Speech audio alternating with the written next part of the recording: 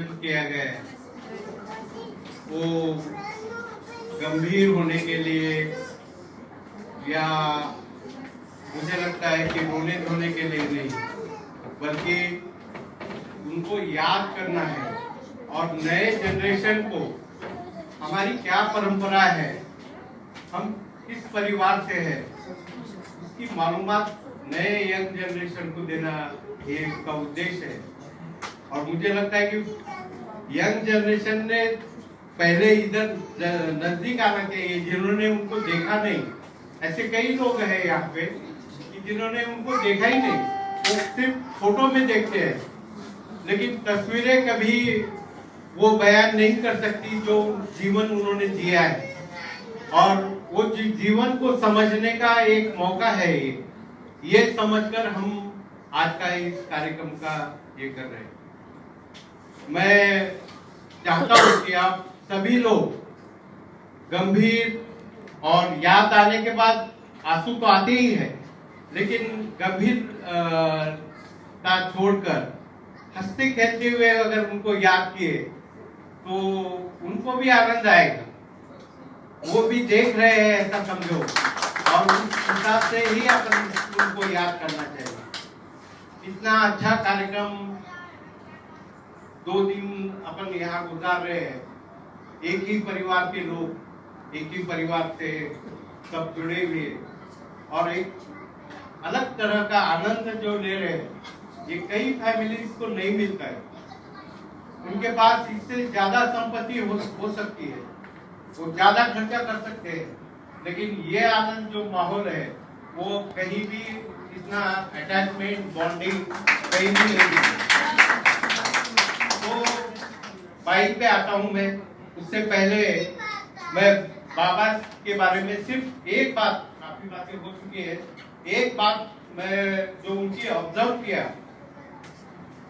उनमें जो अलिप्तता थी, संसार में रहते हुए भी संसार से बाहर जाने की, और वो अलिप्तता मुझे बहुत उनकी पसंद आती थी कि कैसा भी माहौल हो, कुछ भी हो, वो कभी उसमें पूरा अंदर तक नहीं डूबे हो, वो बाहर रह के वो, इसीलिए तो वो गाइड कर सकते थे कि वो कभी, मैंने उनको इतना निराश सिर्फ एक बार मैंने उनको जीवन में रोते हुए 2 बार देखा। एक उनके गुरुनी महाराज का जब देहांत हुआ था तब वो रोए थे, उनके गुरु का, और एक भाव के समय वो रोए। लेकिन वो अलिप्तता उनमें इतनी भी थी कि, और समय के अनुसार बदलने की भी क्षमता बहुत जबरदस्त थी। जब मेरी शादी हो रही थी तब वो देख के आए थे, और मैं बोला था कि मुझे देखने जाना है, और मुझे देखने जाना है बोलने के बाद वो बोले कि फिर अगर तुमको देखने जाना है तो तुम्हारा ही शादी करके आ जाना, मेरे से कुछ उम्मीद मत, मैं जो ठहराऊंगा वही होगा। और वही हुआ, हमको भी मानना पड़ा। मैं तो बहुत जिद्दी था, लेकिन वो जिद्दी बने में भी मुझे मानना पड़ा वो सब बात। वो अलग बात है कि मैं चुपके जाके देख के आ गए तो किसी को पता भी नहीं।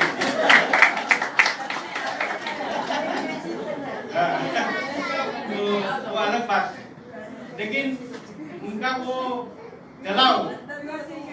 लेकिन बदल कैसे हुआ कि बदल मेरे बाद में 3 साल के बाद ही, 3 या 4 साल के बाद मुन्ना की शादी थी, एक नई पीढ़ी आ रही थी, और उन्होंने ही बताया कि मुन्ना को दिखाए, मुन्ना ने देखे स्वयं नहीं करना। ये जो परिवर्तन है जीवन में, समय के साथ बदलने का जो परिवर्तन है, वो उनमें बहुत ज्यादा, वो हर बात को समझते थे, और उस हिसाब से बच्चों के साथ बच्चों के जैसा, और बड़ों के साथ बड़ों के जैसा व्यवहार करते थे। और एक खासियत मुझे उनकी कभी भी ये है, और वो शायद मैं अडप्ट करता हूँ, और मुझे लगता है कि मैं उससे, उनकी वजह से ही वो चीज अडप्ट कर लिया। बड़े छोटे का अंतर उन्होंने कभी जीवन में किसी के साथ नहीं किया।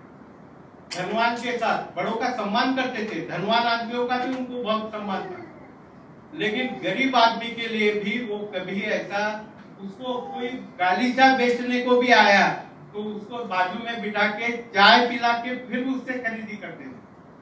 ये जो है कि उनके साथ में कई वो लवानी जो लोग थे, कुबा, गोविंद मामा, वो सब लोग उनको अपने नजदीक के लेके बैठ के बात करते थे, चाय बनाने लगाते थे। कभी भी उनके पास आके बैठने वाला आदमी बगैर चाय के नहीं जाता, कैसी भी परिस्थिति रहने दो, कुछ भी रहने दो, बगैर चाय पिए वो कभी उनको रवाना नहीं करते। बाहर से कुछ भी बेचने वाला भी, गाड़े पे बेचने वाला भी आया तो वो उसकी भी इज्जत करके उससे बात करते। ये जो बात है कि गरीब आदमी को भी अपने नजदीक बिठाने की बात, उसके साथ बैठ के चाय पीने की बात, ये बात मुझे उसका काफी बेनिफिट भी मिला सोशल लाइफ में। कि मैंने कभी जीवन में मैंने भी कभी किसी को छोटा वो काम कम कर, छोटे कोई बिजनेस करता है तो उसको उतना जो इन जनरल समाज में जो बात रहती है वो कभी वो एक परिवार से वो हमको मिला। मुझे कई बार हमारे साथ के बड़े लोग भी, मेरे साथ के भी बड़े लोग बोलते कि तुम इतने जल्दी इतने लोगों के साथ कैसे क्या एडजस्ट होते हो, कैसे क्या उनके साथ उनका मान सम्मान कैसे मिला सकते हो। मुझे एक बार बाड़ू ने बोला था, बाड़ू ने बोला कि तुम्हारी दोस्ती कैसे हो जाती है इतने लोगों के साथ। तब मुझे वो जो परंपरा थी वो मुझ में आई, बोलकर ये सब हो सका। मैंने उनको बाड़ू को बताया, मेरे साथ चल मैं तुझे बताता हूँ। एक बावड़ी में जाएंगे और 500 रुपए की नोट नीचे फेंक देंगे, 500 रुपए की नोट नीचे फेंक देंगे। तू अगर फेंक सकता है तो तू दोस्त भी बना सकता है। Right example. तो इस तरह का वो ये था। नहीं आया नहीं वो, अभी तक नहीं आया वो भाग गया वो आके। तो ठीक है, वो देखे भाग गया। वो स्वभाव का भाव था एक का। बाई के बारे में मेरी एक अलग से अटैचमेंट थी और बाई को भी मेरे बारे में एक अलग से मुझे मैं वो मुनव्वर राणा ने माँ के लिए लिखा हुआ एक शेर है कि किसी को जमीन मिली किसी को दुकान मिला, मेरी किस्मत थी मुझे मेरे माँ का प्यार मिला। ये बात मुझे वो उस शेर से मैं खुद को अटैच समझता हूँ। ऐसा कि बहुत खुशनसीब हूँ कि माँ का इतना प्यार मिला कि जिस दिन उसका देहांत हुआ उस दिन वो अपना दुखना किसी को बता ही नहीं। वो मैं घर पे पहुंचा, उसके बाद में मेरे को खाना खिलाई और खाना खिलाने के बाद बोले कि मेरे को छाती में दुख रहा है, बोलते 1 घंटे 2 घंटे से मुझे लेके। और ये जो बात है ये सिर्फ एक माँ कर सकती है और सभी माएँ कर सकती है, ये भी मैं नहीं जानता। वो एक अलग थी। मैं बचपन में सरजू बाई उनका नाम था, तो मुझे लगता था बचपन में कि वो सूरज से कनेक्टेड नाम है, सूरज का कुछ है। जैसे बड़ा हुआ कुछ पढ़ने लगा, ज्यादा मालूमात हुई तो उनका नाम बोले तो इतना सुंदर था, वो सरयू नाम था। वो अपने राजस्थानी में जैसे यशोदा नहीं बोलते, जसोदा बोलते, यह शब्द नहीं है, ज है। तो वो सरयू का सरजू हुआ। तो वो सरयू नाम मुझे खुद को भी बहुत अच्छा लगता है वो नाम। लेकिन सरयू नदी का जो थोड़ा सा भगवान राम ने उसके किनारे जन्म लिया, इतने महान इतने यमुना का नाम तो हो गया कृष्ण की वजह से, कृष्ण की लीलाओं की वजह से। गंगा, सरस्वती, गोदावरी, ये सारे पवित्र नाम हम हमेशा लेते हैं, लेकिन सरयू जैसे थोड़ा सा शांत बाजू में रह गया ना, उसकी उतनी कभी चर्चा नहीं होती। वैसा ही कुछ जीवन उनको भी मिला। थोड़ा सा जो इम्पोर्टेंस, जो महत्व जो गंगा को है, जो यमुना को है, वो इम्पोर्टेंस उनको कभी लाइफ में नहीं मिला। ये बहुत समय के बाद मुझे उसका एहसास हुआ। और लेकिन पूरे जीवन में उन्होंने कभी भी किसी को ऐसी कोई लेडी मैंने जीवन में कभी भी नहीं देखी है, न अपने घरों में या और किसी के घरों में, जो कभी बात को मनाने की कोशिश करने के समय बात को, अपनी चीज को हक से या इससे वो करने की कभी उन्होंने पूरे लाइफ में कभी कोशिश नहीं की। वो हमेशा विनंती के स्वरूप में ही हर चर्चा जो उनकी रहती थी, हर बात जो रहती थी, वो अपने बच्चों के लिए भी विनंती करती थी, अपने बहुओं के लिए भी विनंती करती थी, अपनी बेटियों के लिए भी विनंती करती थी। कभी भी उन्होंने जीवन में कोई भी बात ऐसा अधिकारवाणी से कभी किसी को नहीं कर रही। वो सिर्फ विनंती से ही वो बात करने की ये उनके अंदर ये थी, विनंती के सिवाय वो कभी बात नहीं करती। मुझे कई बार मैं खुद भी उस समय काफी वो जरा यंग इसमें रहता था, तो वो वैसे बच्चों को भी हैंडल करना, ये बात तो वो अकेले ही कर सकती थी। और उसके समझाने से मैं कुछ बातें मान भी जाता था, और मेरी कुछ बातें मनाने का रहा बाबा को वगैरह, तो उनके माध्यम से ही मनाने की कोशिश करता। तो ये विनंती का स्वरूप उनका सिर्फ बच्चों के साथ, परिवार के साथ ही नहीं था, आदमियों के साथ भी। बचपन में हम देखते थे अपने पास चौके में महाराज रहते थे, बर्तन घासने को सुनवा रहता था, और भी कई भी, लेकिन कभी किसी से कोई ऐसा जोर से बात किया है, कभी किसी को मेरी ये बात मानना पड़ेगा बोल के बोला है, ऐसा मैंने कभी लाइफ में नहीं देखा।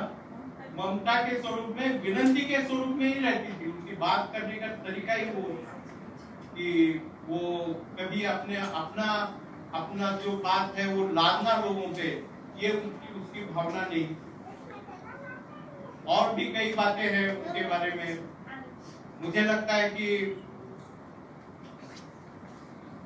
एक बात और सीखने जैसी थी उनमें, वो कुछ बहुत ज्यादा पढ़ी लिखी नहीं थी, लेकिन गणित बहुत जबरदस्त था। गणित इतना जबरदस्त था कि मुझे कभी 50 रुपए मांगने का रहता था तो वो कम से कम 4 बार नहीं बोलती थी, मेरे पास पैसे नहीं, और लास्ट में फिर 20 रुपए है बोल के बोलती। लास्ट में मुझे भी मालूम रहता था पैसे है और ये कितना देगी, तो वो जब तो वो 20 रुपए लेके वो अपना काम में चलाता था। लेकिन हमेशा उनका वो स्वभाव था कि 10 रुपए भी अगर तुम मांगे तो वो बोलती थी कि वो पहले तो नहीं बोल के 1 घंटा लगाते थे, और उसके बाद 5 रुपए है बोल के 5 रुपए देते थे। उसको वो बराबर उसका जो आधा करना और आधे से थोड़ा सा कम करना। लेकिन वो बात भी मुझे लगता है कि वो भी एक जीवन का संदेश है कि हम जो कुछ भी मांगते हैं वो उससे आधे से कम भी अगर मिल गया तो उससे भी काम चलाना चाहिए और आनंद से रहना चाहिए। ये सीख हम लोग बच्चों को अभी वो मांगे वो देते हैं, जो मांगे वो उनको ये करने की कोशिश करते हैं, कोई चीज को मना नहीं करते। लेकिन वो कभी पूरी मना भी नहीं करती थी। जिद करने के बाद धीरे धीरे घंटा आधे घंटे के बाद में वो दे भी देती थी, लेकिन आधे से कभी ज्यादा नहीं दिया। ये लेकिन मुझे लगता है कि मेरे जीवन में खुशी का, आनंद का, मैंने भी कभी बहुत सारी ऊपर उतार चढ़ाव देखे हैं, लेकिन वो जो सीख है कि आधा भी मिल गया तो आनंद ही रहना, ये सीख मुझे उनसे लेने को मिली। और उससे भी आनंद पूरा लेने की वो जो एक स्टाइल है, वो स्टाइल उनमें से प्राप्त हुई मुझे। और केयरिंग नेचर के बारे में, उनके जितना केयरिंग मैंने और कभी किसी को नहीं देखा। सबके बारे में, सबके बारे में उसको क्या करता है, उसको क्या चाहिए। मुझे याद है कि शकुजी जी जब बड़े पिताजी ये शांत हुए, उसके बाद में उसने कभी गहने नहीं पहने। मेरी बच्ची अगर गहने नहीं पहन सकती तो मैं नहीं पहन सकती। ये बात में उसने उस साल के बाद कभी भी अपने जीवन में, लाइफ में गहने नहीं पहने। हाँ, और वो चमकी की टिक्की नहीं लगाती थी, साड़ी भी उसने अपनी बदली। ये इन्हें दुख में इतना शामिल होना कि अपने आप को भी उसके साथ बदलना कि उसको बुरा न लगे, ये बात वो अकेली वो ही माँ कर सकती है। काफी चीजें हैं, बहुत ज्यादा। मैं तो तैयारी करके लिखे ऐसे कभी सोच सकूंगा उसके बारे में, बहुत बातें हैं, वो पूरी बातें।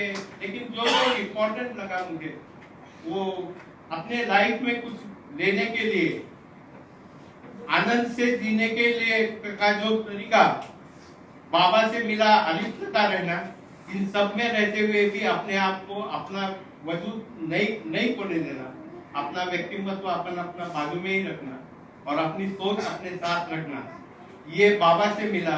और बाई से मिला कि जो भी मिला है उसमें आनंद, खुशी मिला। पूरा कभी भी लाइफ में कभी किसी को पूरा नहीं मिलता। और अब तो मैं भी और चालाक हो गया हूँ कि डबल मांगने लगा हूँ तो डबल मांगे तो भी आधे में आनंद मिल जाता है। और एक लास्ट बात बोलता हूँ मैं, उससे ही मेरी समाप्त करता हूँ। मुझे लगता है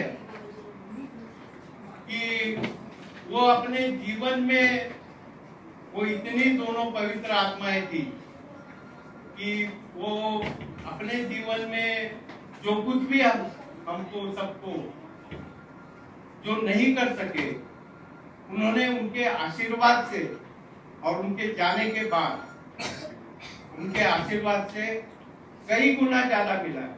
और जब भी कभी